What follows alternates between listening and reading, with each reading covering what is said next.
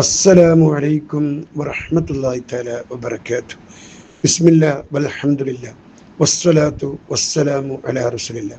പ്രിയപ്പെട്ട സഹോദരന്മാരെ, സഹോദരിമാരെ, അലക്കിത്തേച്ച വാക്കുകളില്ല, അതിരുവിട്ട സ്നേഹപ്രകടനങ്ങളില്ല, അളവില്ലാത്ത വാത്സല്യം ഹൃദയാന്തരങ്ങളിൽ ഒളിച്ചുവെച്ച് അല്പം പരുക്കനായി പെരുമാറുന്ന ഉപ്പ. പല മക്കൾക്കും ഉപ്പയോട് വലിയ താല്പര്യമുണ്ടാവണമെന്നില്ല.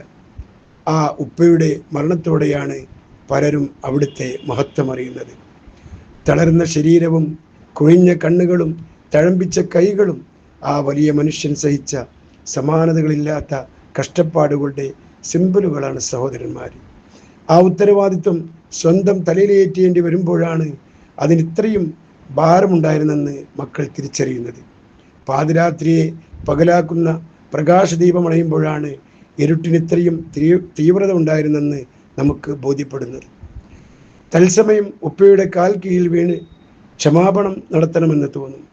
ഉപ്പയെ ഒന്ന് കെട്ടിപ്പിടിച്ച് പൊട്ടിക്കരണമെന്ന് മനസ്സ് മന്ത്രിക്കും.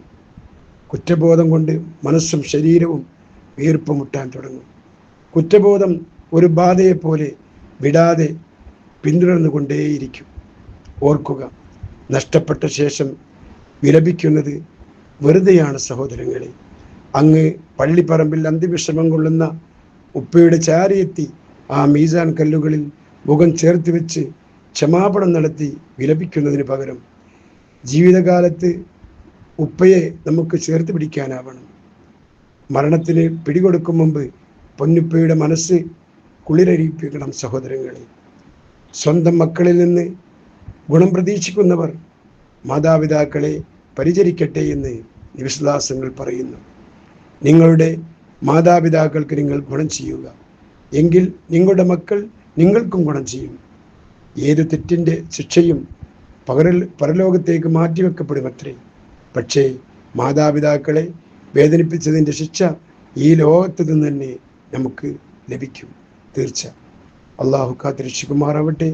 വാഖിറു ദഅ്വാന അനിൽ ഹംദുലില്ലാഹി റബ്ബിൽ ആലമീൻ. അസ്സലാമു അലൈക്കും വറഹ്മത്തുള്ളാഹി വബറകാതുഹു.